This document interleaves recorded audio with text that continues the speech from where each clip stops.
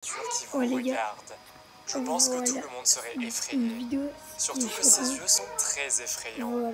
Et heureusement, ces poissons ne se trouvent que dans l'océan Pacifique, l'océan Indien et l'océan Atlantique à des profondeurs de 61 mètres. Le poisson hachette doit son nom à la forme unique de son corps. Il existerait environ 40 espèces différentes de ce poisson. La longueur moyenne se situe entre 9 et 15 cm. Comme il s'agit d'un poisson des profondeurs, il possède également des propriétés bioluminescentes. En effet, il possède des photophores qui produisent de la lumière grâce à des réactions chimiques. Très intéressant. Numéro 9. En 2019, Victor Vescovo a plongé au fond de l'océan pour établir un nouveau record de la plongée habitée la plus profonde jamais réalisée. Il est parvenu à atteindre une profondeur incroyable de 11 km au Challenger Deep, le point le plus profond de la fosse des Mariannes. C'est un nouvel exploit pour Victor, mais sa plongée a également permis la découverte de 4 nouvelles espèces. À ces profondeurs, il fait nuit noire, ce qui en fait un endroit très sinistre. Malheureusement, il y avait aussi de mauvaises nouvelles, car ce qu'il a trouvé au fond de l'océan était un sac de plastique. La façon dont les déchets ont atterri là reste un mystère, mais il est triste de voir l'océan devenir si pollué par les actions de l'homme. Numéro 8. Dis-moi si ça vous intéresse que j'en vais plus. En 1997, un hydrophone de la National Oceanic and Atmospheric Administration a capté un son mystérieux quelque part dans la mer des Caraïbes. Voici le son.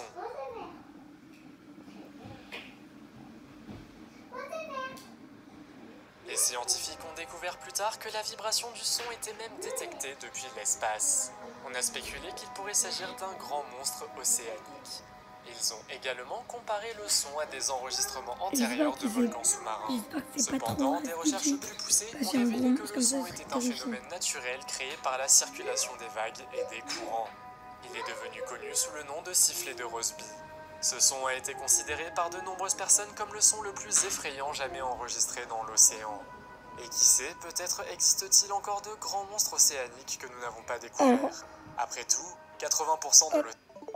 Voilà, petit truc. Je joue sur Switch, pour ceux qui ne savaient pas. Qui va jouer du coup, petite pause, c'est l'humour réflexe. L'humour tiré-du-barré réflexe. On reprend. L'océan n'a jamais été vu ou cartographié par l'homme. Numéro 7. Un jour, des plongeurs exploraient le lac de Neuchâtel, en Suisse, lorsqu'ils ont soudainement rencontré un requin effrayant. Cependant, il ne s'agissait pas d'un vrai requin, mais d'une statue.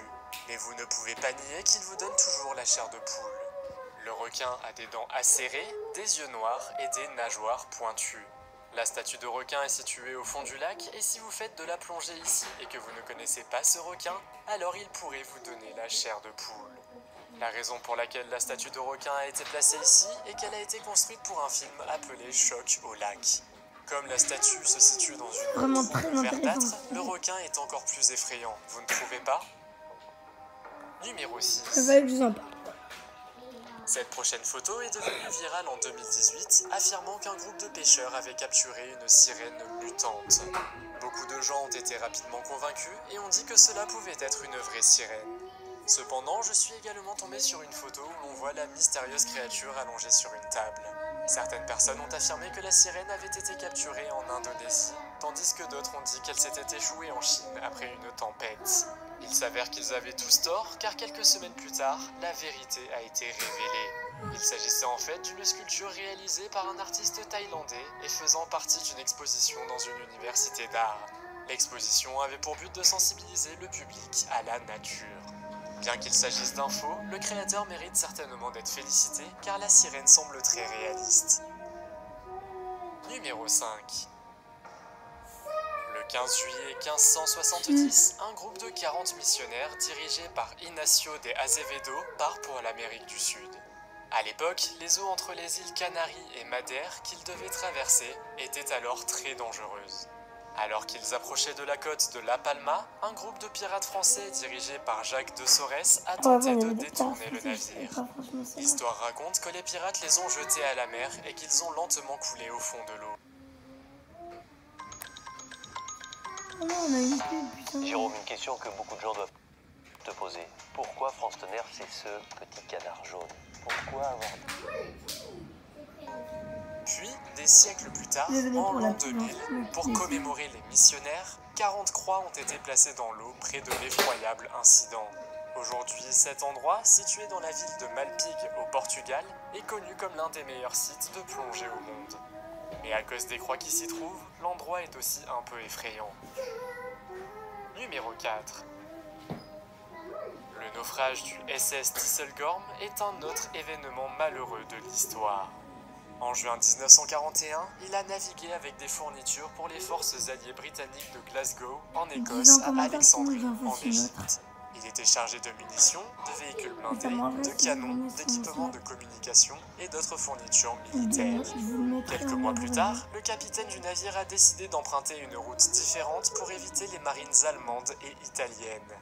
Cela ne s'est pas passé comme prévu, car un avion allemand a pris le SS Tisselgorm pour l'ennemi et a largué 2 bombes sur lui, entraînant le naufrage du navire au fond de la mer Rouge.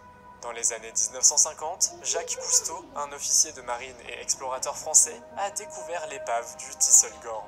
Aujourd'hui, l'épave du Tisselgorm est un site de plongée de renommée mondiale et les plongeurs rapportent souvent avoir vu des fantômes et entendu des bruits inquiétants comme si des machines étaient actionnées. Numéro 3. En 2016, alors que le navire de recherche EV Nautilus explorait l'océan au large de la Californie, les scientifiques qui regardaient le direct sont tombés sur une étrange créature. Elle était cachée sous des rochers et elle était petite avec une couleur violette. C'était quelque chose qui n'avait jamais été vu auparavant et les scientifiques l'ont appelé le Purple Blob. Un chercheur a déclaré qu'il pourrait s'agir d'une petite pieuvre. Un autre pense qu'il pourrait s'agir d'une sorte de sac à œufs d'araignée. Nautilus a décidé de prendre le blob violet avec lui afin que les scientifiques puissent l'étudier de plus près. Et plus tard, lorsqu'ils ont examiné la chose, les scientifiques n'ont toujours pas trouvé ce qu'était exactement cette tache violette. Mais on pense qu'il s'agit peut-être d'un pleurobranche, une espèce rare de nudibranche. On pense que ces créatures se sont débarrassées de leurs coquilles il y a des millions d'années. Seuls leur peau, leurs muscles et leurs organes subsistent lorsqu'elles se déplacent sur le fond de l'océan. Numéro 2. Le cimetière de tortues de l'île de Sipadan au large de Bornéo est une autre découverte de l'explorateur français Jacques Cousteau. Le cimetière, rempli d'innombrables os et squelettes appartenant à des tortues de mer, est situé dans une grotte sous-marine. L'aventure a été filmée dans un documentaire, et à l'époque, l'explication de Cousteau était que les tortues de mer se sont déplacées dans la grotte pour laisser le monde en paix. Le 26 mars 2019, un explorateur des Philippines nommé Josh Vergara a redécouvert le cimetière de tortues de Sipadan et il a donné une explication bien plus scientifique. Selon lui, les tortues de mer sont entrées dans la grotte pour trouver un endroit où respirer. Mais la grotte est un endroit mystérieux et on l'appelle aussi